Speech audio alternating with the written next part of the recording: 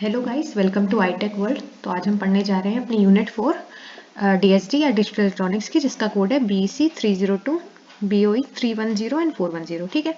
तो सबसे पहले हमें क्या पढ़ना है इस यूनिट में? हमें पढ़ना है कि लॉजिक फैमिलीज क्या होती है।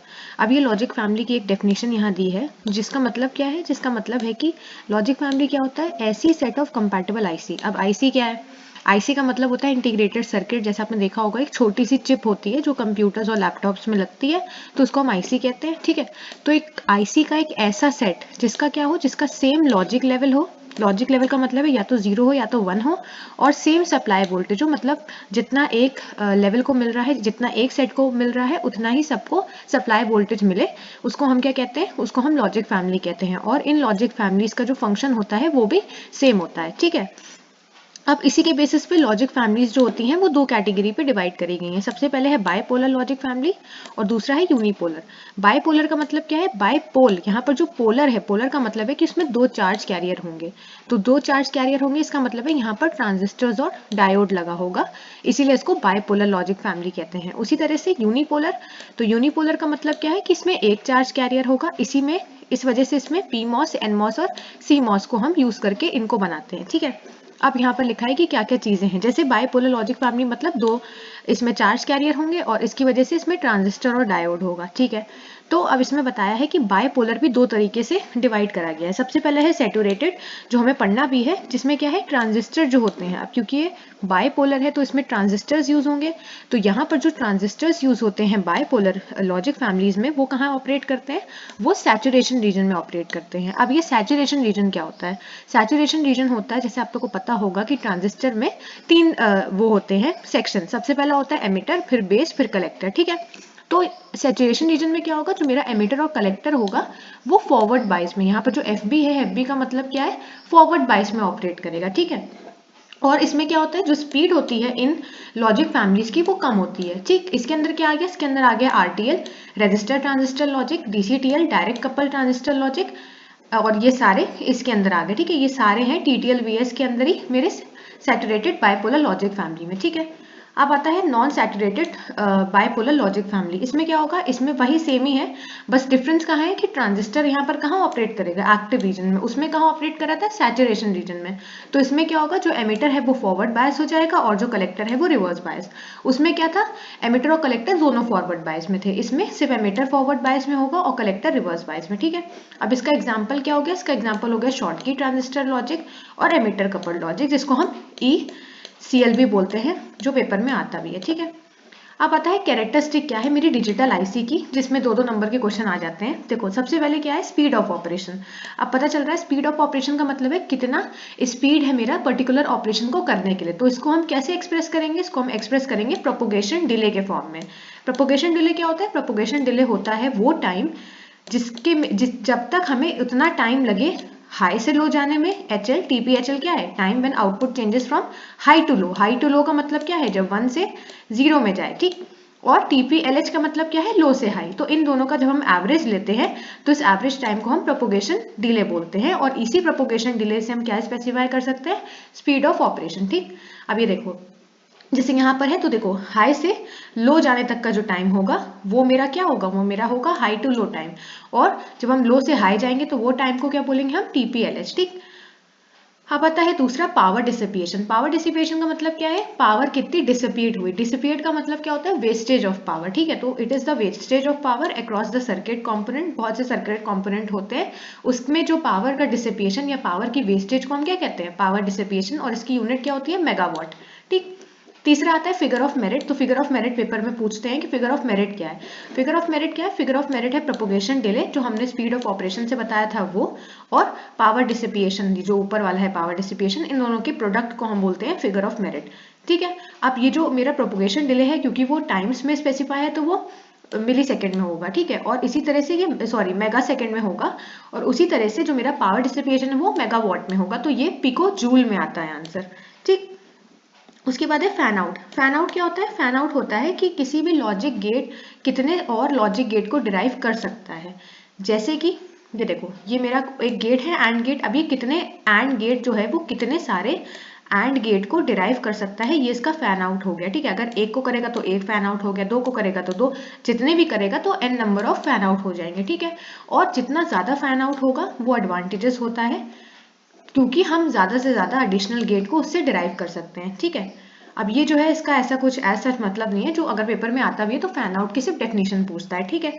अब आता है फैन इन। फैन इन क्या होता है? फैन इन इसका जस्ट अपोजिट फैन इन होता है कितने नंबर ऑफ इनपुट्स हम किसी गेट को दे सकते हैं। जैसे कि अगर हम उस गेट को 2 इनपुट दे सकते हैं तो फैन इन क्या हो गया? 2 हो गया, ठीक। अगर हम उसको 4 इनपुट दे सकते हैं तो फैन इन क्या हो गया? 4 हो गया, ठीक है। अब आता है नॉइज मार्जिन।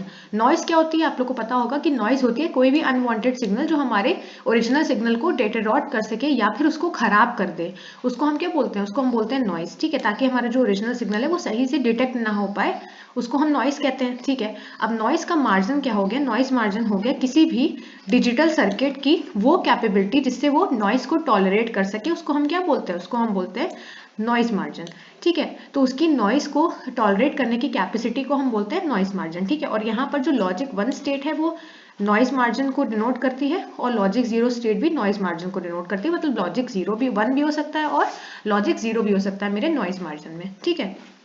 अब आता है सबसे पहला जो कि होता है मेरा DCTL। DCTL क्या है? DCTL है मेरा डायरेक्ट कपल ट्रांजिस्टर लॉजिक। अब इसमें देखो क्या होगा, जैसे DCTL में क्या है? The input signal is directly given to the base. अब समझो, देखो DCTL जो मेरा है वो RTL से सिमिलर होता है। अब ये RTL क्या है? RTL होता है रजिस्टर ट्रांजिस्टर लॉजिक। फिलहाल ये पेपर में आते नहीं है दोनों DCTL और RTL, लेकिन फिर भी एक बार समझने के लिए समझ लेते हैं कि DCTL और RTL होता क्या। देखो RTL क्या है? RTL का मतलब है रजिस्टर ट्रांजिस्टर लॉजिक। तो इसका जो मेरा जो डायग्राम बनता है उसमें रजिस्टर्स भी होता है और ट्रांजिस्टर भी होता है, ठीक है। और जो DCTL है वो इससे ज्यादा सिंपलर होता है। बताती हूँ क्यों। तो देखो DCTL में क्या है? ट्रांजिस्टर ऑपरेटिंग, इतना चीज याद रखने की है कि DCTL में जो मेरा ट्रांजिस्टर है वो सैचुरेशन में ऑपरेट कर रहा है। इसी वजह से ये कौन सी कैटेगरी में आ गया? ये सैचुरेटेड बायपोलर लॉजिक फैमिलीज में आ गया, ठीक है। अब ये इसका डायग्राम है, सिंपल सा। इस डायग्राम में देखो कुछ नहीं है। देखो ये क्यों है? ये डायरेक्ट कपल ट्रांजिस्टर लॉजिक है, मतलब इसमें ट्रांजिस्टर तो होगा ही, इसके साथ साथ क्या होगा? इसके साथ साथ रेजिस्टर भी होगा, क्योंकि ये RTL का सिंपलर वर्जन है, ठीक है। तो यहाँ पर मैंने 2 अपने ट्रांजिस्टर लगा रखे हैं, ठीक है। ये मेरा A ट्रांजिस्टर हो गया, मेरा दूसरा ट्रांजिस्टर हो गया, ठीक है। और इन दोनों ट्रांजिस्टर के जो कलेक्टर साइड है, ये कलेक्टर साइड हो गया ना, ये जो बाहर एरो होता है ये इनका एमिटर होता है। तो एमिटर तो मैंने ग्राउंड कर रखा है। इनका जो कलेक्टर होगा ना, इन कलेक्टर को मैंने जोड़ के एक रेजिस्टेंस से कनेक्ट कर रखा है। और यहाँ पर मुझे Y पे क्या मिल रहा है? Y पे मुझे इसका आउटपुट मिल रहा है, ठीक है। तो इसका ऑपरेशन क्या है? इसका ऑपरेशन RTL से सेम ही होता है जब दोनों इनपुट कौन से? यहाँ पर A और B मेरे इनपुट की तरह काम करें। जब दोनों इनपुट मेरे लॉजिक 0 पे होंगे। लॉजिक 0 का मतलब क्या है? कि दोनों को मैंने 0 0 दे रखा है, ठीक है। तो क्या होगा? ट्रांजिस्टर किस पे ऑपरेट करेगा? ट्रांजिस्टर कट ऑफ रीजन में ऑपरेट करेगा, ठीक है। और आउटपुट मुझे क्या मिलेगा? 1 मिलेगा। अब देखो कैसे, अगर ये कट ऑफ हो गया मतलब ये इन दोनों का जो वो है यहाँ से चला गया ना, इन दोनों का, ये दोनों चले गए, ट्रांजिस्टर कट ऑफ रीजन में चला गया, तो इससे क्या होगा? बहुत ज्यादा करंट मेरे RC पे फ्लो करेगा और यही VCC मुझे Y पे मिल जाएगा। मतलब Y पे मुझे आंसर क्या मिलेगा? Y पे मुझे लॉजिक 1 मिलेगा। उसी तरह से जब दोनों में से कोई भी एक मेरा या फिर दोनों भी लॉजिक 1 में हो गए तो मेरा आंसर, तो मेरा ट्रांजिस्टर किस में ऑपरेट करेगा? सैचुरेशन रीजन में ऑपरेट करेगा। और आउटपुट क्या मिलेगा? आउटपुट मुझे लॉजिक 0 मिलेगा। मतलब अगर ये दोनों में से कोई भी एक या फिर दोनों ऑपरेट कर गए तो इन दोनों पे जो भी आंसर आएगा, या तो अगर दोनों ऑपरेट करें तो इधर से मुझे, यहाँ से मुझे Y पे क्या मिलेगा? 0 मिलेगा, क्योंकि ये दोनों मेरे क्या है? ये दोनों मेरे ट्रांजिस्टर क्या है? ग्राउंड है, इसीलिए मुझे यहाँ पर आंसर 0 मिलेगा। मतलब इतना समझ लो कि अगर मुझे इनपुट 0 मिल रहा है, ठीक है, अगर मुझे 0 इनपुट मिल रहा है A और B पे, तो मुझे तो मेरा जो ट्रांजिस्टर है वो किस में ऑपरेट करेगा? मेरा ट्रांजिस्टर कट ऑफ रीजन में ऑपरेट करेगा, ठीक है। और मुझे जो आंसर मिलेगा इसका जस्ट ऑपोजिट मिलेगा। क्या मिलेगा मुझे? मुझे इसका आंसर मिलेगा 1, ठीक है। अब अगर कोई एक भी मेरा 1 हो गया तो आंसर मुझे क्या मिलेगा? आंसर मुझे 0 मिलेगा। देखो इसको ऐसे ज़्यादा अच्छे समझने से अच्छा समझ लो कि ये नॉर गेट की तरह काम करेगा। नॉर गेट में क्या होता है? 0 0 पे आंसर क्या आता है? 1 आता है। तो वही चीज़ है कि नॉर गेट की आउटपुट, अगर तुम्हें Y बनाना हो तो नॉर गेट की टेबल बना देना, ठीक है। वही चीज़ लिखी है कि सिंपलर होता है RTL से, क्योंकि इसमें करंट, पर इसको हम यूज़ नहीं करते। हम क्यों नहीं यूज़ करते हैं? क्योंकि इसमें करंट हॉगिंग प्रॉब्लम आ जाती है, ठीक। अब आता है DTL। DTL क्या है? DTL है diode transistor logic. Diode transistor logic के नाम से क्या पता चल रहा है? पता चल रहा है कि यहाँ पर हमें डायोड्स भी मिलेंगे और ट्रांजिस्टर्स भी मिलेंगे, ठीक है। तो अब देखो इसका डायग्राम पहले समझते हैं क्या है। देखो ये इसका डायग्राम है, इसमें क्या है, ये D1 D2 D3 D4 diode है और ये मेरा ट्रांजिस्टर लगा हुआ है, ठीक है। तो यहाँ पर मैंने क्या किया, यहाँ पर मैंने VCC सप्लाई दी है। VCC क्या होती है, +5 वोल्ट होती है ऐसे तो, लेकिन अगर समझना है तो 1 समझ लो, ठीक है, कि यहाँ पर हमें 1 दे रखा है, ठीक है। अब यहाँ पर मैंने दो रेजिस्टर्स लगा रखे हैं और यहाँ पर मैंने 2 डायोड लगा रखे हैं, यहाँ पर भी 2 डायोड है और एक ट्रांजिस्टर है। अब समझते हैं कि इसमें क्या है। देखो मैंने क्या बताया कि जब ट्रांजिस्टर मेरा सैचुरेशन रीजन में ऑपरेट करेगा तो मुझे मुझे आउटपुट क्या मिलेगा, मुझे आउटपुट 0 मिलेगा, उसका जस्ट ऑपोजिट, ठीक है। और जब वो कट ऑफ रीजन में होगा तो मुझे आंसर क्या मिलेगा, लॉजिक 1 मिलेगा। अभी मैंने ऊपर वाले में बताया है ना, लॉजिक 1 मिलेगा या फिर +5 वोल्ट मिलेगा, ठीक है।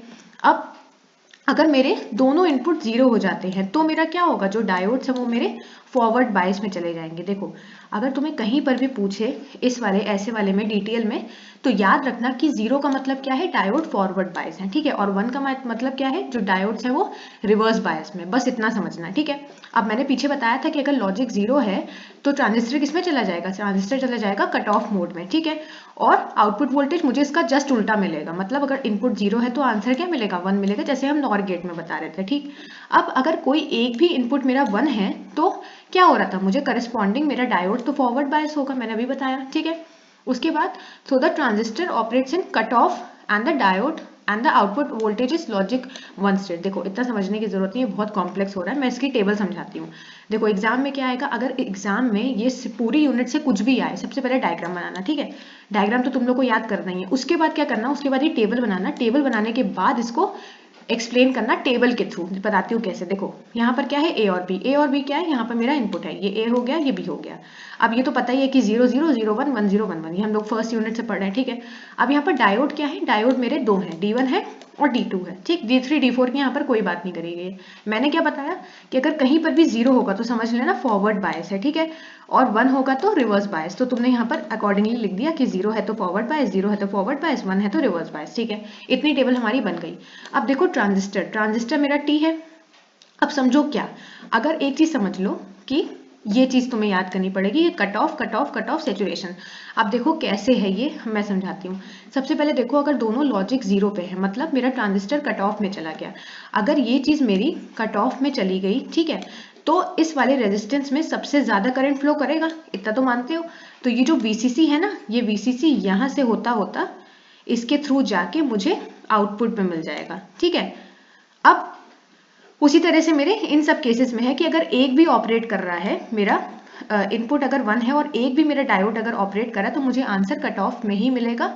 और यहाँ पर किसकी टेबल बनेगी, 1 1 1 0 की। देखो याद करो ये टेबल किसकी है, ये टेबल किसकी है, ये टेबल NAND गेट की है। तो जो DCTL था वो NOR की तरह काम कर रहा था, जो DTL है वो NAND की तरह काम कर रहा है। तो अगर नहीं याद आया एग्जाम में तो इसके Y पे NAND का डायग्राम बना देना, ठीक है। और ये याद रखने ना कि कट ऑफ और यहाँ पर सैचुरेशन मोड में काम कर रहा है। और ये तो मैंने बता ही दिया कि अगर 0 होगा तो फॉरवर्ड बायस और 1 होगा तो रिवर्स बायस, ठीक है। और ये इसमें क्या है, ये NAND गेट की तरह काम कर रहा है, ठीक है। तो ये मेरा क्या हो गया, मेरा DTL सर्किट हो गया, जो कि बहुत आसान है। बस इतना समझ लेना कि पेपर में ये टेबल बनाने के बाद एक्सप्लेन करना कि when we give the input on A and B as logic 0 and logic 0, then the diode D1 and D2 becomes forward bias and the transistor operate in cut off region। फिर बता देना कि cut off reason में क्या होता है ना। उसके बाद क्या लिखना, then we get the output voltage और आउटपुट एज लॉजिक 1, ठीक है। इसी तरह से एक एक स्टेप करके इन सबको एक्सप्लेन कर देना, ठीक है। अब आता है ट्रांजिस्टर लॉजिक, जो कि मोस्ट इंपॉर्टेंट है, TTL जिसको बोलते हैं। तो ट्रांजिस्टर लॉजिक क्या होता है, ये पॉपुलर सैचुरेटेड लॉजिक फैमिली जो हमने बताया था पहले, ठीक है। अब देखो ये भी बहुत सेम है। इसमें क्या होगा, सबसे पहले आता है TTL with passive pull up. Passive pull up में क्या है, इसमें कुछ नहीं है। देखो TTL तो ट्रांजिस्टर लॉजिक, तो इसमें सिर्फ ट्रांजिस्टर होते हैं। तो देखो एक ये ट्रांजिस्टर हो गया, एक ये ट्रांजिस्टर हो गया, एक ये ट्रांजिस्टर हो गया, और यहाँ पर 3 मेरे क्या है, ये रजिस्टर लगे हुए हैं। और ये रजिस्टर किसके अकॉर्डिंग है, ये मेरे ट्रांजिस्टर के रेजिस्टेंस हो गए, ठीक है। ये मेरे ट्रांजिस्टर के रेजिस्टेंस है। और ये सब क्या है, ये सब मेरे कनेक्टेड हैं एक VCC सप्लाई से, जिसको हम +5 बोल रहे हैं, और ये सब ग्राउंड है, ठीक है। अब देखो ये जो स्ट्रक्चर है ये थोड़ा सा अजीब सा लग रहा होगा। इस स्ट्रक्चर का क्या है, देखो जैसे यहाँ पर 2 इनपुट TTL हमने शो करा है पैसिव पुलअप के साथ, जिसमें ट्रांजिस्टर T1 क्या है, उसमें 2 एमीटर है। मैंने बताया था जो बाहर एरो होता है उसका एमीटर होता है। तो यहाँ पर देखो 2 एमीटर सर्किट लगाए गए हैं, एक A है और B है। अब ये क्यों करा गया, ये इसलिए करा गया है ताकि हम लोग 2 इनपुट दे सके, जिसको हमने क्या बोला, A और B बोला है, ठीक है। अब देखो यहाँ से हम 2 इनपुट दे रहे हैं और ये मेरा एक ट्रांजिस्टर हो गया और इसी के साथ इसके साथ इसका जो दूसरा है, इसका जो कलेक्टर है उससे मेरे 2 ट्रांजिस्टर जुड़े हुए हैं। अब मैंने बताया था कि इसकी ये पूरी ऑपरेशन पढ़ने से पहले हमें क्या पता होना चाहिए, हमें इसका टेबल पता होना चाहिए, टेबल से ज्यादा इजी हो जाता है। ठीक है, देखो वही चीज होगी 0 0 0 1 1 0 1 1। ठीक है, अब देखो, अब एमिटर जंक्शन ए, अब एमिटर जंक्शन का मतलब क्या है, जहां से मैं इनपुट दे रही हूँ, तो यहाँ पर ए हो गया, यहाँ पर बी हो गया, इसका केस भी सेम ही है। अब समझ लो कि थोड़ी देर के समझ लो कि यहाँ पर जो जंक्शन है उसको जंक्शन छोड़ के डायोड समझ लो, जैसे मैंने पहले बताया, इजी होगा याद करने में, इजी होगा पेपर में लिखने में, क्योंकि पेपर में बहुत सारी चीजें होती हैं तो भूलने का रहता है। ठीक है, अब देखो मैंने बताया था कि 0 का मतलब क्या है, फॉरवर्ड बायस, तो देखो यहाँ पर फॉरवर्ड बायस है। 1 का मतलब क्या है, रिवर्स बायस। ठीक है, तो इतनी टेबल तो मेरी बन गई आसानी से। उसी तरह से जो T2 और T3 है वो भी उसी पहले वाले की तरह ही है। ठीक है, उसमें क्या होगा, cut off cut off cut off saturation. ठीक, अब ये कैसे हो रहा है, cut off cut off cut off saturation, ये तुम्हें समझ में आएगा। जैसे मैंने बताया, देखो एक एग्जांपल लेते हैं कि 0 0 है तो ये दोनों फॉरवर्ड बायस करें और यहाँ पर मेरा कट ऑफ रीजन में चला गया, मेरा T2 T3 लॉजिक 1 मुझे मिला। देखो जैसे क्या हुआ, अब ये T2 T3 क्या है, ये मेरा T2 है, ठीक है, और ये मेरा T3 है। जब ये कट ऑफ रीजन में चले गए मतलब इन दोनों का काम यहाँ पर खत्म हो गया। ठीक है, अब ये कट ऑफ रीजन में चले गए तो इन दोनों का काम खत्म। ये जो VCC है ये सप्लाई होता होता इस रेजिस्टेंस के थ्रू सबसे मैक्सिमम मुझे आउटपुट लाके देगा, जो कि क्या होगा, मेरा लॉजिक 1 होगा। ठीक है, उसी तरह से मेरे सारे मिल जाएंगे कि लॉजिक 1 और यहाँ पर क्या होगा, लॉजिक 0 होगा। ठीक है, तो सिमिलर है, जैसे मैंने बताया कि डायग्राम पढ़ लेना और टेबल पढ़ लेना, उसके बाद ये थ्योरी तो अपने आप से बना के लिख दोगे। ठीक है, तो ये हो गया मेरा पैसिव पुलअप के साथ क्या, TTL NAND गेट। ये भी NAND गेट का है, तो अगर एग्जाम में बाय चांस भूल जाओ कि इसके आउटपुट पे क्या आएगा और इतना टाइम नहीं होता निकालने का कि अच्छा ऐसे यहाँ पर ये दोनों कट ऑफ हो रहे थे तो ऊपर का पूरा VCC यहाँ आ गया, तो आउटपुट पे क्या करना, NAND गेट का बना देना आउटपुट। ठीक, अब आता है TTL with totem pole. Totem pole में क्या होगा, टोटम पोल भी सिमिलर ही है उसके। देखो यहाँ पर तो इतनी चीज तो सिमिलर है, ये भी सिमिलर है, ये भी सिमिलर है। ठीक है, मेन चेंज क्या आया है, जो मेरा दूसरा ट्रांजिस्टर है ना उसका जो कलेक्टर है उससे मैंने क्या किया, उससे मैंने एक और यहाँ पर ट्रांजिस्टर लगा दिया जिसको हमने T4 बोला है। ठीक है, उसी के साथ ये रेजिस्टेंस तो यहाँ पर था ही और उसके साथ एक डायोड लगा दिया। मतलब अगर मेन हम समझे तो हमने यहाँ पर क्या किया है, हमने जो दूसरा ट्रांजिस्टर था उसके कलेक्टर से हमने एक ट्रांजिस्टर और एक डायोड का कॉम्बिनेशन वो इंक्लूड कर दिया बस, तो इसको टोटम पोल बोल दिया। ठीक है, और इसको हम क्यों यूज करते हैं, it is possible in TTL to improve the speed of operation. Operation को हम जो स्पीड है ऑपरेशन की या फिर जो प्रोपोगेशन डिले है उसको हम इम्प्रूव कर सकते हैं। कैसे कर सकते हैं, reducing the time constant without increasing power dissipation. और इसको हम कैसे करेंगे, एक्टिव पुलअप से, जिसको हम क्या बोलते हैं, टोटम पोल बोलते हैं। ठीक है, अब ये इसका मेरा डायग्राम है, इस डायग्राम में क्या होगा, वही चीज है, लॉजिक 0 वही चीज। अब देखो यहाँ पर एमिटर जंक्शन, इतनी टेबल तो मेरी नॉर्मल TTL की तरह ही है कि forward bias forward bias forward bias reverse bias, ये भी सेम है। Cut off cut off cut off saturation include क्या हुआ, T4 हुआ। अब याद रखना कि पेपर में अगर नहीं याद आ रहा है तो क्या होगा कि इसका जस्ट ऑपोजिट हो जाएगा। ठीक है, ये याद करने का तरीका बता रही हूँ कि अगर यहाँ पर कट ऑफ है तो इसका जस्ट ऑपोजिट, जैसे इतनी टेबल तो हमने समझ ली कि ये क्यों कट ऑफ तक आ रहा है। ठीक है, अब अगर नहीं याद आ रहा है पेपर में तो इसका उल्टा कर देना, यहाँ पर कट ऑफ होगा तो यहाँ सैचुरेशन हो जाएगा, यहाँ कट ऑफ होगा तो यहाँ सैचुरेशन, कट ऑफ होगा तो सैचुरेशन। अब यहाँ पर सैचुरेशन आ गया तो कट ऑफ। ठीक है, और टेबल किसकी बनेगी, क्योंकि ये भी NAND गेट की तरह बिहेव कर रहा है इसलिए टेबल बन जाएगी मेरी NAND गेट की। ठीक, तो यहाँ पर मेरा TTL खत्म हो गया। ठीक, अब अगला टॉपिक क्या आता है, अगला टॉपिक आता है मेरा CMOS। CMOS क्या होता है, कॉम्प्लीमेंट्री MOS जिसको बोलते हैं। ठीक है, मेटल ऑक्साइड सेमीकंडक्टर जिसको पूरा बोलते हैं, MOSFET जिसको बोलते हैं, वो होता है मेरा CMOS, जिसको हम C का मतलब क्या है, कॉम्प्लीमेंट्री। अब बताती हूँ क्यों। देखो CMOS क्या होता है, CMOS N चैनल और P चैनल MOSFETs यूज करता है। जैसे मैंने बताया MOSFETs दो तरीके से होते हैं, N चैनल और P चैनल, तो N चैनल और P चैनल दोनों को जो यूज करता है सर्किट उसको हम CMOS बोलते हैं। CMOS को जो फैब्रिकेशन है वो इसलिए कॉम्प्लिकेट हो जाता है क्योंकि हमें N और P चैनल दोनों इंक्लूड करने हैं अपने सर्किट में, जो कि थोड़े से हैवी और बल्की होते हैं, लेकिन इससे क्या होता है, पावर कंजप्शन कम हो जाती है, तो हम इसको यूज करते हैं। ठीक है, अब क्वेश्चन आता है कि सबसे पहला आता है CMOS का इन्वर्टर बनाना। CMOS इन्वर्टर बहुत आसान है, जैसे मैंने बताया यहाँ पर N चैनल और P चैनल MOSFET यूज होता है। ठीक है, तो यहाँ पर हम क्या करेंगे, हम यहाँ पर P वेल और N वेल बनाएंगे। अब देखो ये मेरा MOSFET का स्ट्रक्चर होता है, ये वाला। ठीक, इसमें क्या होता है, इसमें देखो ये जो इसमें ऐसे करके हम लोग एक लाइन बनाते हैं। ठीक है, और यहाँ पर 3 छोटी छोटी लाइनें होती हैं। ठीक, ये जो लाइन होती है ये क्या होती है, ये मेरा ड्रेन होता है। ये जो होती है मेरा गेट होता है और ये मेरा होता है सोर्स। ठीक है, तो 3 लाइन बनती है, ऊपर वाले को हम ड्रेन बोलते हैं, फिर हम बीच वाले को गेट बोलते हैं, नीचे वाले को सोर्स बोलते हैं। ठीक है, अब तुम्हें ऊपर पी बनाना, तो याद रखना जब पी मॉसफेट को क्रिएट करोगे तो पी का मतलब क्या है, पी में एरो बाहर की तरफ रहेगी। ठीक है, उसी तरह से जो मेरा एन मॉसफेट होगा उसकी चैनल क्या होगी, एन चैनल मॉसफेट का एरो अंदर की तरफ रहेगा। इसी तरह से हम इसको डिफ्रेंशिएट कर पाते हैं। ठीक है, और फिर क्या है, हमने इन दोनों मॉसफेट के सोर्स को कनेक्ट कर दिया आपस में, आउटपुट हम इन दोनों के बीच से ले रहे हैं और इन दोनों को हमने यहाँ से कनेक्ट कर दिया है। ठीक, इन दोनों को हमने यहाँ से कनेक्ट कर दिया। ये मेरे दो Q1 Q2 समझ लो ये मेरे मॉसफेट है। ठीक, अब देखो एक चीज अपने दिमाग में याद रखना जो मैंने बताया भी है कि जो पी चैनल मॉसफेट है जिसका एरो कहाँ होगा, जिसका एरो बाहर होगा, वो कब ऑन होगा, वो तब ऑन होगा जब मेरा इनपुट क्या होगा, 0 होगा। मतलब सिंपल भाषा में जो पी चैनल मॉसफेट है वो इनपुट 0 पे ऑन होता है, जो एन चैनल मॉसफेट है वो इनपुट कब ऑन होता है, इनपुट उसका उल्टा, इनपुट 1 पे ऑन होता है। ठीक है, अब इन्वर्टर का मतलब क्या है, इन्वर्टर का मतलब होता है जस्ट ऑपोजिट, 1 है तो 0, 0 है तो 1। तो मैंने क्या बताया कि अगर 0 होगा इनपुट तो Q1, अब यहाँ पर Q1 क्या है, P चैनल है। ठीक, और Q2 क्या है, Q2 है N चैनल। अगर 0 होगा तो 0 पे क्या ऑन हो जाएगा, P ऑन हो जाएगा, और 1 होगा तो N ऑन हो जाएगा। और 0 है क्योंकि ये इन्वर्टर की तरह काम कर रहा है तो आंसर क्या मिलेगा, मुझे 1 मिलेगा, और यहाँ पर 1 है तो आंसर क्या मिलेगा, 0 मिलेगा। अब इसको समझ लो कि अगर ये 0 है तो मेरा पहला वाला ऑन हो गया, दूसरा वाला ऑफ हो गया। सोचो अगर मैंने यहाँ पर 0 दिया तो ये तो मेरा ऑन हो गया और ये मेरा ऑफ हो गया, तो जब ये ऑन हो गया तो ये VDD मेरा इस वाले आउटपुट पे मुझे अवेलेबल होगा, इसीलिए ये V0 पे मुझे 1 मिल रहा है। ठीक है, उसी तरह से अगर ये 1 है तो ये वाला मेरा ऑन होगा, तो अगर ये वाला ऑन होगा तो ये जो ग्राउंड है, यहाँ पर ग्राउंड है ना, तो ये ग्राउंड मुझे इस V0 पे अवेलेबल होगा, इसीलिए मुझे यहाँ पर 0 मिला है।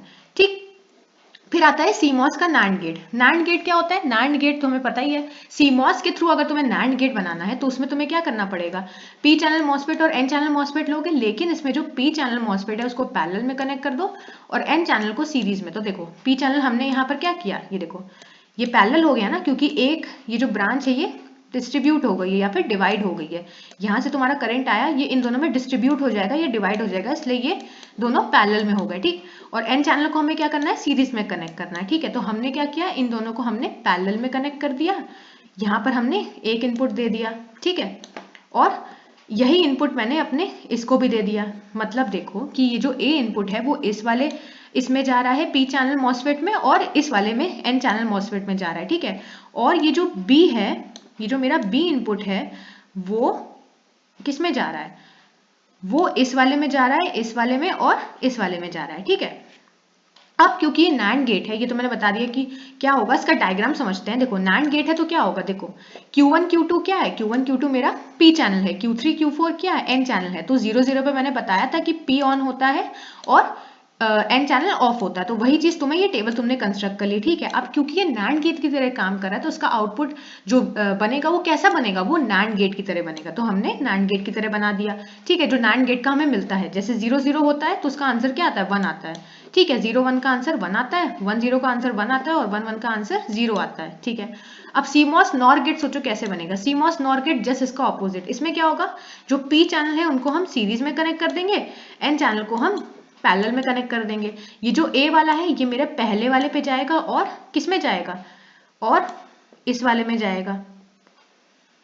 ठीक, और B वाला इन दोनों में जाएगा। मतलब जो तुम्हारा A है वो एक के P चैनल में जाना चाहिए, दूसरे के N चैनल में जाना चाहिए, और B वाला भी एक के P चैनल में और दूसरे के N चैनल में। ठीक है, अब इसकी टेबल भी वैसे ही सिमिलर बनेगी। कैसे बनेगी, 0 0 है तो ये ऑन हो गया, ये ऑफ हो गया, बस यहाँ पर डिफरेंस क्या हो जाएगा इसका, क्योंकि ये NOR गेट की तरह काम करे तो इसकी टेबल NOR गेट के अकॉर्डिंग बनेगी। ठीक, तो यहाँ तक मुझे लगता है आप लोग को समझ में आ गया होगा। ठीक है, अब नेक्स्ट टॉपिक क्या आता है, प्रोग्रामेबल लॉजिक डिवाइस, PLDs जिसको बोलते हैं।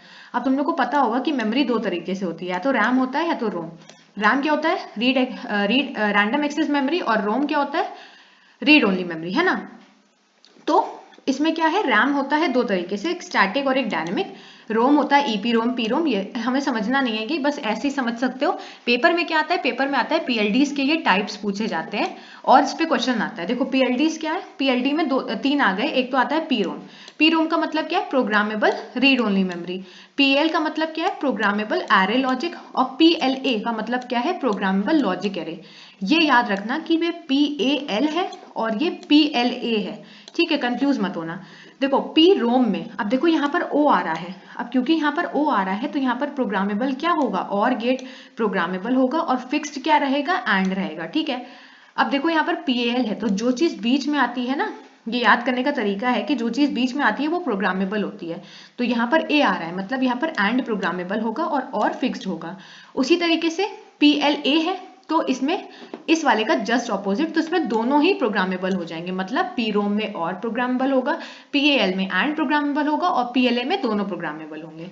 ठीक, तो जो पीएलडी चिप्स होती हैं वो हम इजिली इरेज कर सकते हैं इलेक्ट्रिकली। ठीक, अब आता है टाइप्स ऑफ पीएलडी जो मैंने बता दिया, पी रोम, पीएल, पीएलए, और एक एफपीजीए भी आता है जिसको हम बोलते हैं फील्ड प्रोग्रामेबल गेट एरे। ठीक, अब ये है इसका ब्लॉक डायग्राम पीएलडी का, पूछा नहीं जाता लेकिन देख लो, यहाँ पर इनपुट बफर है, यहाँ पर कुछ एंड की एरे लगी है, फिर और की एरे लगी है। अब इनपुट बफर है तो आउटपुट बफर आएगा जहां से मुझे आउटपुट मिलेगा। ठीक, अब देखो ये इसका क्वेश्चन है जो पीएल के ऊपर आया है पेपर में। सबसे पहले हमें क्या दिया गया, हमें फुल एडर को रियलाइज करना है। फुल एडर मुझे पता है, आप लोग को पता होगा, सेकेंड यूनिट में हमने पढ़ा था। ठीक, तो फुल एडर सर्किट हमें रियलाइज करना है पीएल के थ्रू। तो पीएल के थ्रू हम कैसे करेंगे फुल एडर को रियलाइज, देखो सबसे पहले क्या है, ये मेरा सम का एक्सप्रेशन हो गया, ये मेरा कैरी का एक्सप्रेशन हो गया। ठीक है, तो सम का एक्सप्रेशन क्या है, ए एक्सॉर बी एक्सॉर सी, इसको हमने तोड़ के लिख दिया। अब अगर एग्जाम में तुम लोग को ये ना याद आए तो ट्रुथ टेबल से भी निकाल सकते हो, मैंने तुम लोग को बताया है कैसे। ठीक है, तो ट्रुथ टेबल से तुम्हें ये एक्सप्रेशन मिल गया, ठीक, और ये वाला एक्सप्रेशन मिल गया। अब तुम्हें पीएल का मतलब क्या है, तुम्हारा एंड प्रोग्रामेबल होगा, मतलब एक ही लाइन बनाना, मतलब जितने तुम्हें मिले होंगे एक ही लाइन बनाना और उसका नॉटेड वर्जन, फिर बी की उसका नॉटेड वर्जन, सी और उसका नॉटेड वर्जन। अब अगर तुम्हें ए बी सी बार बनाना है तो कैसे बनाओगे, देखो ए तो नॉर्मल है, ए है, सॉरी पहले हम लोग सम का बनाते हैं। सम का कैसे बनाएंगे, देखो ए पे बार है, बी पे बार है, सी, तो ए पे बार, ऐसी एक लाइन, सबसे पहले क्या करना, सबसे पहले एक लाइन खींच देना ऐसे करके, ठीक है, और एक एंड गेट लगा देना, क्योंकि हमें एंड को प्रोग्रामेबल बनाना है तो हमने एक एंड गेट लगा दिया। ठीक है, क्योंकि इन दोनों के, इन सबके बीच में क्या है, डॉट का साइन है तो एंड लगेगा। ठीक, अब क्या करना, तुम्हें ए पे बार चाहिए, तो ए पे बार चाहिए तो जो टर्म चाहिए उस पे क्रॉस लगा दो। तो ए पे बार पे हमने क्रॉस लगा दिया। ठीक, अब मुझे बी का बार चाहिए तो मैंने बी के बार पे क्रॉस लगा दिया, फिर मुझे सी चाहिए तो मैंने सी पे क्रॉस लगा दिया। तो ये लाइन मेरी सी की हो गई, ये वाली लाइन किसकी हो गई, मेरी सी के बार की हो गई। उसी तरह से ये बी के बार की हो गई, ये बी की हो गई। ठीक, अगला टर्म क्या है, ए पे बार चाहिए, बी चाहिए, सी बार चाहिए, तो ए पे बार चाहिए, बी चाहिए और सी बार चाहिए। ठीक है, इसका भी मैंने एक एंड गेट पे भेज दिया। ठीक है, उसके बाद मैंने यहाँ पर तीसरी लाइन बनाई, ठीक, उसको मैंने तीसरे वाले एंड गेट पे भेज दिया। उससे मैंने क्या बना लिया, ए बना लिया, बी बार बना लिया और यहाँ पर क्या चाहिए, सी बार, तो मैंने सी बार बना लिया। ठीक है, ये क्रॉस लगाना जरूरी है, ये इंडिकेट कर रहा है कि मेरा जो एंड है वो प्रोग्रामेबल है। ठीक है, उसी तरह से अगला टर्म बना लिया और इन सबको किससे पास कर दिया, अपने और गेट से, क्योंकि इनके बीच में साइन क्या है, इनके बीच में साइन प्लस का है। ठीक है, उसी तरह से तुमने कैरी बना लिया जैसे मैंने यहाँ पर शो किया है। पहले पूरी लाइन खींची, फिर देख लिया ए चाहिए, बी चाहिए, सी बार चाहिए, तो ए ले लिया, बी ले लिया और सी पे बार ले लिया। ठीक है, यहाँ पर सॉरी ए ले लिया, बी ले लिया और सी पे बार ले लिया। ठीक है, इसी तरह से मेरा सम और कैरी बन गया। ठीक, अब आते हैं अगले क्वेश्चन पे। अगला क्वेश्चन क्या है, ऐसा पूछ सकता है कि इंप्लीमेंट द बूलियन, जो कि एक एकेटीयू में आया भी है ये वाला क्वेश्चन विद पीएल। तो हमें कुछ बहुत सारी मिन टर्म्स दी जाएंगी। सबसे पहले हमें डब्ल्यू दे रखा है, एक्स दे रखा है, वाई दे रखा है, जेड दे रखा है। अब हम क्या करेंगे, डब्ल्यू एक्स वाई जेड का के मैप बनाएंगे, जो मैं पहले वीडियोज में बता चुकी हूँ कि कैसे बनता है। मैंने सबका के मैप बनाया। ठीक, अब देखो के मैप बनाया तो मुझे यहाँ पर ये पेयर मिल रहा है, मैंने इसको सिंप्लीफाई करके लिख दिया कि यहाँ से मुझे क्या मिल रहा है, यहाँ से मुझे ए बी मिल रहा है और यहाँ से मुझे क्या मिल रहा है, सी बार मिल रहा है। ठीक, तो यहाँ से मुझे ए बी सी बार मिल गया और बची कौन सी टर्म, ये वाली, तो मुझे इसको एज इट इज लिखना पड़ेगा, इसको छोड़ना नहीं, इसको एज इट इज लिख देना। तो यहाँ से मुझे क्या मिल रहा है, ए बार बी बार, यहाँ से क्या मिल रहा है, सी डी बार, तो ये मैंने ऐसे लिख दिया। उसी तरह से मैंने एक्स लिया, उसी तरह से वाई लिया, उसी तरह से जेड लिया। अब जेड को देखो, जेड का मेरा ये एक्सप्रेशन बना है सॉल्व करके। ठीक है, अब ये जो चीज है तुम्हें देखी देखी लग रही होगी, ये चीज क्या है, ये चीज मेरी डब्ल्यू है, तो मैंने यहाँ पर क्या लिख दिया, ये डब्ल्यू लिख दिया, प्लस लगा दिया और ये टर्म ऐसे लिख दी। अब देखो एक चीज देखना कि तुम्हारे पास जितने भी फंक्शंस आए हैं उसमें जिसमें जो मैक्सिमम होगा ना, उतने फंक्शन सबके पास होने चाहिए, उतनी टर्म्स सबके पास होनी चाहिए। मतलब अगर इसमें 3 टर्म है तो इन सबके पास भी 3 टर्म होने चाहिए, पर है 2 टर्म, लेकिन हम पेपर में क्या बनाएंगे, हम पेपर में एक और टर्म यहाँ पर बनाएंगे। ठीक है, वो कैसे बनाएंगे मैं बताती हूँ। अब हमें यहाँ पर पीएल की टेबल बनानी है। टेबल कैसे बनाएंगे, यहाँ पर मेरी प्रोडक्ट की टर्म होगी, यहाँ पर मेरा एंड होगा, यहाँ पर मेरे कुछ आउटपुट्स होंगे। ठीक है, अब देखो एंड का इनपुट का मतलब क्या है, ये जो यहाँ पर तुम्हें दे रखा है ना कि ए बी सी डी, ये देखो तो तुमने यहाँ पर लिया है ए बी सी डी, वो ए बी सी डी तुम्हारे यहाँ पर आएंगे, ठीक है, और डब्ल्यू एक्स वाई जेड जो तुम्हें दिया होगा वो यहाँ पर आएंगे, ठीक। अब देखो सबसे पहले क्या है, ए बी सी बार है, तो यहाँ पर तुमने क्या लिया, ए बी सी बार लिया। दूसरा क्या है डब्ल्यू में, ए बार बी बार सी डी बार, तो ए बार बी बार सी डी बार। और मैंने तुम्हें बताया था कि हर टर्म में 3 टर्म्स होनी चाहिए, तो यहाँ पर एक टर्म, 2 टर्म, लेकिन तीसरी टर्म है नहीं, लेकिन हमें उसको लिखना पड़ेगा, क्योंकि मैंने बताया कि जिसमें मैक्सिमम हो, जितनी मैक्सिमम टर्म होंगी वो हर एक टर्म में होनी चाहिए, मतलब यहाँ पर भी तीसरी टर्म होगी, हम उसको डैश डैश करके लिखेंगे, लेकिन इसको शो करना जरूरी है, ठीक। अब देखो, अब ए बी सी बार है तो ए पे 1, बी है तो बी पे 1 और सी पे बार है, सी का बार का मतलब क्या है, यहाँ पर 0 होगा। डी यहाँ पर सिंस है नहीं तो हमें डैश बना देना, ठीक है। अब ये किसकी टर्म है, ये डब्ल्यू की टर्म है, तो हमने डब्ल्यू पे 1 लिख दिया, बाकी सब जगह डैश डैश डैश लगा दिया, ठीक है।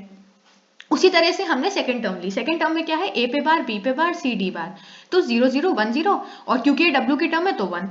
अब थर्ड टर्म इसमें है नहीं तो हमने सबने डैश लगा दिया, ठीक है। अब अगला आया मेरा ये वाला, ये है मेरा x का जो कि है a plus B C D, ठीक है।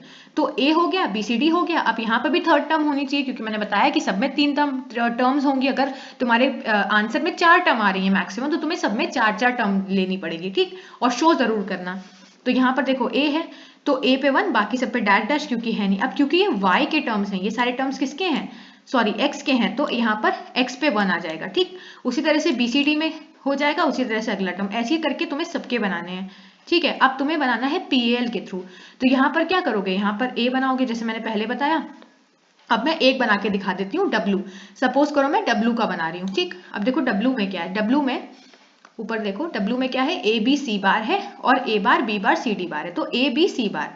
तो सबसे पहले हमने एक लाइन खींची, फिर हमने क्या किया, ए था, फिर बी था, फिर सी पे बार था और डी पे कुछ नहीं था तो डी पे ऐसे ही रहने दिया। उसी तरह से दूसरा वाला बना लिया, फिर हमने क्या किया, तीसरा वाला बना लिया। अब तीसरे वाले में देखो तुम्हें पता है कि हमारी तीसरी टर्म डब्ल्यू में है ही नहीं, तो कुछ मत बनाना, और इसका जो ये एंड गेट बनाओगे ना, इस पे ये क्रॉस लगा देना। इसका मतलब क्या है, मेरा ये फ्यूज है, ये एंड गेट क्या है, फ्यूज है, और ये क्रॉस हमेशा लगाना, क्रॉस लगाना पेपर में मत भूलना, और इन सबको और से कनेक्ट कर देना। तो ये मेरा डब्ल्यू का एक्सप्रेशन बन गया।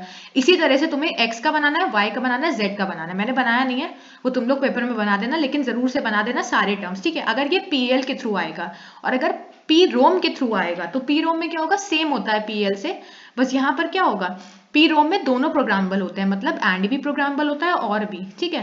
तो इसमें क्या होगा, वही चीज बनाओगे, यहाँ पर तो क्रॉस लगाओगे ही। अब हम लोग यहाँ पर क्रॉस नहीं लगा रहे थे, लेकिन पी रोम में हमें यहाँ भी क्रॉस लगाना पड़ेगा, मतलब कि इसको जब तुम अपने और गेट में भेजोगे ना, तो तुम्हें यहाँ पर भी क्रॉस लगाना पड़ेगा। अब ये समझ में नहीं आया होगा, अगले क्वेश्चन से ज्यादा अच्छे समझ में आएगा जब मैं पी रोम बताऊंगी। तो यहाँ पर भी सेम ही क्वेश्चन है, पीएलए के ऊपर हमने क्या किया, हमने के मैप बनाया, फिर हमने अपनी मिन टर्म्स निकाल ली, उसी तरह से हमने अपना पीएलए बना दिया। अब देखो यहाँ पर मैंने पी रोम के थ्रू बताया है कि हमें कैसे करना है। देखो इतना तो समझ में आ गया होगा कि ये कैसे बन रहा है ना, कि ए बार है बीसी, तो ए पे बार हो गया बीसी। अब ये किसकी टर्म है, ये मेरी F1 की टर्म है, देखो ये F1 की टर्म है ना, F1 को सिंप्लीफाई करके मेरा ये एक्सप्रेशन बना है, और F2 को सिंप्लीफाई करके मेरा ये एक्सप्रेशन बना है, ठीक है। तो F1 पे मैंने 1 1 1 लिख दिया, उसी तरह से मैंने इसमें कर दिया, ठीक। अब देखो कैसे बनेगा ये। अब क्योंकि मुझे अगर पी रोम के थ्रू बनाना है, तो मैंने यहाँ पर तो मुझे समझ में आ गया, अगर मुझे ये बनाना है तो ए पे बार चाहिए, बीसी चाहिए, तो मैंने यहाँ पर क्या किया, एक लाइन खींची सिंपली, जैसे हम पहले कर रहे थे। ए पे मुझे बार चाहिए तो मैंने यहाँ क्रॉस लगा दिया, मुझे बी चाहिए तो बी पे क्रॉस लगा दिया और सी लगा दिया, ठीक है। इतना तो तुम लोग बना लोगे। अब और गेट, क्योंकि अगर यहाँ पर और प्रोग्रामेबल होगा तो क्या करोगे, यहाँ पर 2 और गेट लगाओगे, ठीक। 2 और गेट क्यों लगाओगे, क्योंकि देखो अब समझ लो कि तुम अपनी अगर टर्म्स को काउंट करोगे तो तुम्हें एंड गेट मिलेंगे, और अगर आउटपुट को काउंट करोगे तो और गेट। देखो कैसे, ये आउटपुट है, ठीक, आउटपुट को काउंट करा, कितने आउटपुट है, 2, तो और गेट कितने लगेंगे, 2 लगेंगे, ठीक। उसी तरह से अपनी टर्म्स को काउंट करो, 1 2 3 4 5, ये तुम्हारी टर्म्स हो गई ना 5, तो यहाँ पर कितने एंड गेट लगे हैं, यहाँ पर 5 एंड गेट लगे हैं, ठीक। तो टर्म्स को गिनोगे तो तुम्हें पता चल जाएगा कितने एंड गेट लगाने, और आउटपुट को गिनोगे तो पता चल जाएगा 2 और गेट, ठीक। अब यहाँ पर मैंने 2 और गेट लगा दिए। अब पता चलेगा कि तुमने और गेट का शेप बहुत अजीब सा है, अब जैसे बनाते हो वैसे बनाना। यहाँ पर तुमने 2 और गेट लगा दिए, ठीक है। अब देखो जैसे मेरी पहले की 3 टर्म्स है, देखो पहले की 3 टर्म्स है ना वो F1 की हैं, तो ये वाला जो और गेट है ना ये F1 के लिए, तो इधर क्रॉस लगाया पहले की 3 में, इधर क्रॉस लगाया और इधर क्रॉस लगाया, और आखिरी के 2 मेरे किसके हैं, आखिरी के 2 मेरे इन दोनों के हैं, तो मैंने यहाँ पर आखिरी के 2 में लगाया। ठीक है, मतलब समझ लो कि ये वाला जो और गेट है ये मेरे F1 के लिए है, तो इसमें सिर्फ उन्हीं पे क्रॉस लगाना जो F1 की टर्म्स होंगी, इन दोनों में मत लगाना। ठीक, उसी तरह से F2 जो होगा F2 पे उसी पे क्रॉस लगाना जो F2 की टर्म्स हैं, जैसे कि ये दोनों, इन तीनों पे मत लगाना। ठीक, अब क्या है, ये है design three bit binary to Gray code converter using PLA, ये भी एक क्वेश्चन आया है जो कि कोड कन्वर्टर का एक ही ट्यूब है। ठीक है, अब देखो तुम्हें क्या करना है, बाइनरी से ग्रे कोड करना है, बहुत सिंपल सवाल है। बाइनरी से ग्रे कोड है तो बाइनरी इनपुट लिया, ग्रे आउटपुट लिया। अब ये तो बना ही लोगे, कैसे बनाओगे, जैसे मैंने पहली यूनिट में बताया था कि बाइनरी से ग्रे कोड हम कैसे करते हैं, मैं बताती हूँ एक टफ वाला। देखो यहाँ पर अगर तुम्हें इसको कन्वर्ट करना है, ठीक है, इस वाले सेक्शन को कन्वर्ट करना है, तो क्या करोगे, मैंने बताया था 1 को एज इट इज लिख दो, तो 1 को एज इट इज लिख दिया, इन दोनों का एक्सॉर करो, 1 और 0 का एक्सॉर क्या हो जाएगा, 1 हो जाएगा। ठीक है, और 0 1 को एक्सॉर 1 हो जाएगा। ठीक, इसी तरह से पूरी टेबल कंस्ट्रक्ट कर ली। अब देखो क्या करना, अब करना G2, G1 और G0, ये जो है ना इसका के मैप बनाना।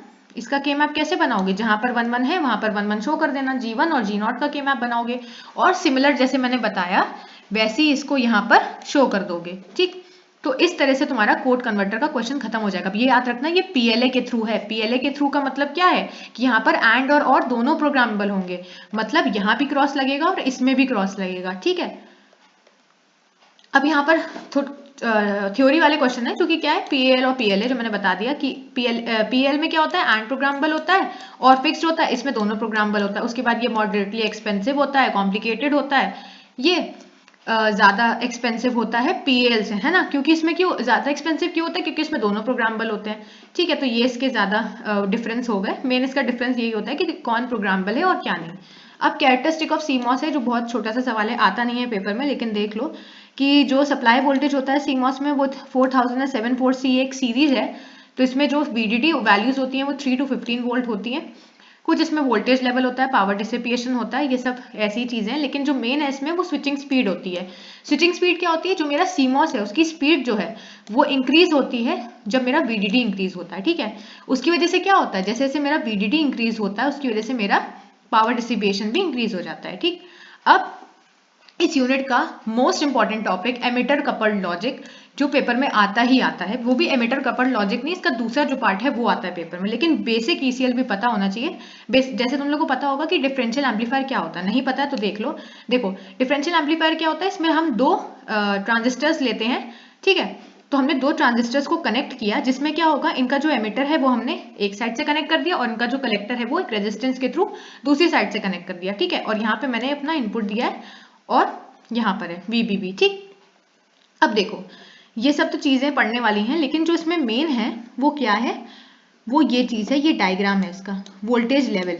देखो कैसे, जो -1.7 वोल्ट है ना यहाँ पर, जो वो लॉजिक 0 के लिए है, और -0.8 वोल्ट किसके लिए है, लॉजिक 1 के लिए। जो VC1 और VC2 है वो 0 वोल्ट और -0.9 वोल्ट है। इसमें क्या होगा, लॉजिक 0 होगा तो Q2 कंडक्ट करेगा, लॉजिक 1 होगा तो Q1 कंडक्ट करेगा। ये सब तो फालतू की बात है, जो मेन बात है वो ये है कि जो VC1 है और VC1 VC2 क्या है, दोनों ट्रांजिस्टर्स का जो क्या है कलेक्टर है, वो क्या है, वो एक दूसरे का कॉम्प्लीमेंट है। ठीक है, और यहाँ पर जो आउटपुट वोल्टेज लेवल है वो दोनों का सेम नहीं है, और यहाँ पर हम एमिटर फॉलोवर को यूज कर रहे हैं। लेकिन जो डायग्राम है या पेपर में है, पेपर में ECL नहीं आता है, पेपर में क्या आता है, पेपर में आता है ECL एज OR गेट और NOR गेट। ठीक है, तो ECL बहुत ज्यादा इंपॉर्टेंट नहीं है, मेन इसका डायग्राम है और ये टेबल है, इतना बना दोगे तो इतना काफी रहेगा। इंपॉर्टेंट पेपर में आता है ECL एज OR गेट और NOR गेट, जो 100% आता है। ठीक है, तो ECL कैसे OR और NOR गेट की तरह करता है उसको समझते हैं। देखो सबसे पहले क्या याद रखना कि नेगेटिव वोल्टेज लेवल पे काम करता है। ठीक, उसके बाद यहाँ पर याद रखना कहीं पर भी तुम्हें 0 वोल्ट दिखा मिल जाए तो उसका मतलब हाई होता है, और -5.2 वोल्ट का मतलब क्या होता है, लो होता है। ठीक है, और लॉजिक 0 होगा तो वो -1.7 होगा, ये याद करने वाली चीजें हैं, और अगर लॉजिक 1 होगा तो -0.8 वोल्ट। ठीक है, अब यहाँ पर जो V रेफरेंस होगा वो -1.3 वोल्ट होगा। एक और चीज है इसमें याद करने की, जो मैंने ऊपर पॉइंट्स लिखे हैं ना 5-6, इनको याद करके पेपर में इलस्ट्रेट करके लिख देना। ठीक, इसमें क्या होता है, जो मेरा ट्रांजिस्टर है वो कट ऑफ और एक्टिव रीजन में तो वर्क कर सकता है, लेकिन यहाँ पर सैचुरेशन रीजन में ये काम नहीं कर सकता। ठीक है, और ECL सर्किट एक्टिव रीजन में वर्क करता है क्योंकि because of it this it have low power dissipation, जिसकी वजह से उसका पावर डिसिपिएशन कम होता है, प्रोपोगेशन डिले कम होता है। ये है इसका डायग्राम। इसका डायग्राम देखो क्या है, जो मैंने ECL बताया था ना वही चीज है, बस इसमें थोड़ा सा अलग है। देखो ये चीज तो मेरी डिफरेंशियल एम्पलीफायर ही हो गई पूरी ECL की, ठीक है। अब देखो क्या है, इसके कलेक्टर से मैंने एक यहाँ पर ट्रांजिस्टर लगाया है, उसी के साथ इसके कलेक्टर से एक और ट्रांजिस्टर लगाया, फिर इसके कलेक्टर से मैंने यहाँ पर देखो ये एक ट्रांजिस्टर लगाया, मतलब इसके कलेक्टर से मैंने ये एक ट्रांजिस्टर लगा दिया और दूसरा ये ट्रांजिस्टर लगा दिया, ठीक है। उसके बाद इसके कलेक्टर से मैंने ये एक ट्रांजिस्टर लगा दिया, ठीक है। अब देखो जो ऊपर वाला ट्रांजिस्टर होगा वो तुम्हें आउटपुट में क्या देगा, वो तुम्हें नॉर गेट की तरह बिहेव करेगा और नीचे वाला A+B की तरह काम करेगा, ठीक है। और ECL जो होता है वो TTL से ज्यादा फास्ट चलता है। TTL क्या था, ट्रांजिस्टर ट्रांजिस्टर लॉजिक, ठीक है। तो ये मेरा सैचुरेशन रीजन में नहीं जाता है, जो मैंने ऊपर बताया भी था कि सैचुरेशन रीजन में नहीं जाता है, ठीक। और ECL किसका टाइप है, ECL अनसैचुरेटेड लॉजिक फैमिली का टाइप है, ठीक। तो इसमें यहाँ पर समझाया गया कि इसमें डिफरेंशियल एम्पलीफायर होता है और एमिटर सबका कपल्ड रहता है, इसलिए इसको एमिटर कपल्ड बोलते हैं, ठीक है। क्योंकि दोनों का क्या है, एमिटर टर्मिनल क्या है, ये देखो दोनों का एमिटर टर्मिनल क्या है, दोनों का एमिटर टर्मिनल साथ में ज्वाइन है, इसलिए इसको क्या बोलते हैं, एमिटर कपल्ड लॉजिक, ठीक। इसमें समझने वाला क्या है, जो मैंने डायग्राम बताया वो, और उसके साथ इसकी ट्रुथ टेबल। ट्रुथ टेबल में कुछ नहीं है, ये जो Q1B, अब ये समझो Q1A Q1B क्या है, Q1A Q1B क्या है, ये Q1A हो गया, ये Q1B हो गया, ये वाला क्या हो गया, ये हो गया मेरा Q2, ये Q3, ये Q4। अब नीचे जाओ, अब इसको समझना या फिर चाहो तो याद कर लेना कि पेपर में हाँ याद रहे, भूले ना। तो ये तो मेरा इनपुट हो गया, ठीक है। अब मैंने क्या बताया कि ये जो ECL नॉर या और की तरह काम करता है, ये सिर्फ 2 रीजन में काम करता है, कट ऑफ और एक्टिव में, ठीक है। तो इतना तो कंफ्यूजन दूर हो गया। अब देखो इसको याद करने का तरीका क्या है, छोटी सी ट्रिक समझ लो, कुछ भी है कि अगर ये 0 0 होगा ना, जहां पर पहले वाले के लिए बता रही हूँ कि कहीं पर 0 होगा तो उसका मतलब कट ऑफ है, ठीक है। तो यहाँ पर 0 है तो कट ऑफ, 0 है तो कट ऑफ, 1 है तो एक्टिव, 1 है तो एक्टिव, ठीक। उसी तरह से दूसरे वाले के लिए भी है, 0 है तो कट ऑफ, 1 है तो एक्टिव, ठीक। अब इतनी टेबल तुम्हारी बन गई। अब इधर से तुम्हें याद करना पड़ेगा। याद कैसे करोगे, देखो active cut off cut off cut off, ये तो याद हो गया कि एक बार एक्टिव होगा 3 बार कट ऑफ। उसी के साथ यहाँ पर एक बार Q3 में भी क्या होगा, एक बार एक्टिव होगा 3 बार कट ऑफ होगा, ठीक। और फिर Q4 में क्या हो जाएगा, Q4 में इसका जस्ट ऑपोजिट, मतलब अगर यहाँ पर एक्टिव है तो कट ऑफ हो जाएगा, और यहाँ पर cut off cut off cut off था तो यहाँ पर एक्टिव एक्टिव एक्टिव हो जाएगा, ठीक है। और इसका आउटपुट तो बहुत ही आसान है। इसका आउटपुट कैसे आसान है, एक और बनेगा एक नॉर बनेगा। ऊपर वाला सर्किट क्या दे रहा था, नॉर दे रहा था, तो यहाँ पर नॉर की टेबल बना दी, और नीचे वाला और दे रहा था तो यहाँ पर और की टेबल बना दी, ठीक है। अब इसको समझ लेते हैं कि अगर इसको रटना ना चाहें, इसको ऐसे अगर समझना चाहें तो कैसे समझेंगे। देखो अगर मेरा इनपुट 0 0 है तो पहला वाला मेरा कट ऑफ की तरह काम कर रहा है, दूसरा वाला कट ऑफ की तरह, ठीक। और ये सब एक्टिव की तरह काम करे, देखो कैसे, जैसे मैंने यहाँ पर 0 दिया, ठीक। अब ये 0 मेरे इसके उसमें आया कि मेरा यहाँ पर 0 है, तो ये मेरा कट ऑफ हो गया, ठीक। और ये वाला मेरा रजिस्टर क्या होगा, ये मेरा कट ऑफ हो गया, ठीक है। जो मैंने यहाँ पर लिखा भी है कि ये दोनों मेरे कट ऑफ हो गए। उसी तरह से Q2 और Q3 मेरे एक्टिव रीजन में चले गए। मतलब अगर मैंने यहाँ पर 0 दिया तो ये क्या चला गया, ये मेरा एक्टिव रीजन में चला गया, और ये वाला भी मेरा एक्टिव रीजन में चला गया। मतलब यहाँ पर ट्रांजिस्टर सिर्फ 2 तरीके से ऑपरेट कर सकते हैं, या तो एक्टिव में और या तो कट ऑफ में, ठीक है।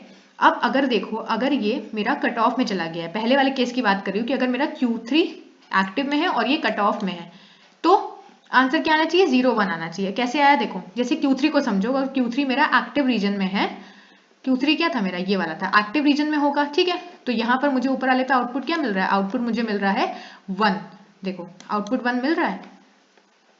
जैसे यहाँ पर अगर 1 आया तो वो भी 1 का बार हो जाएगा, मतलब 0। देखो सिंपल भाषा में अगर कंफ्यूजन नहीं क्रिएट करनी है कि बहुत ज्यादा, ये मुझे पता है कि कॉम्प्लिकेट हो जाता है, बस ये जो मैंने पॉइंट्स बताए स्टार्टिंग के कि 0 वोल्ट का मतलब हाई है, -5.2 का लो है, ठीक है ना। और ये रेफरेंस वोल्टेज कितना होता है, रेफरेंस वोल्टेज होता है -1.3 वोल्ट, ठीक। और ये 2 रीजन में काम कर सकता है, कट ऑफ और एक्टिव में। इसका डायग्राम समझ लेना और इसकी जो टेबल है उसको याद कर लेना कि ऐसे ऐसे हमें बनाना है, फिर एक्टिव, फिर 3 बार कट ऑफ, और फिर एक्टिव 3 बार कट ऑफ, और Q4 में इसका जस्ट ऑपोजिट बन जाएगा और नॉर की टेबल बनेगी, ठीक है। अब इसी को समझाने के लिए पूरा इलस्ट्रेट कर देना कि जब हम इनपुट 0 0 दे रहे हैं तो सब में क्या क्या काम हो रहा है, ठीक है।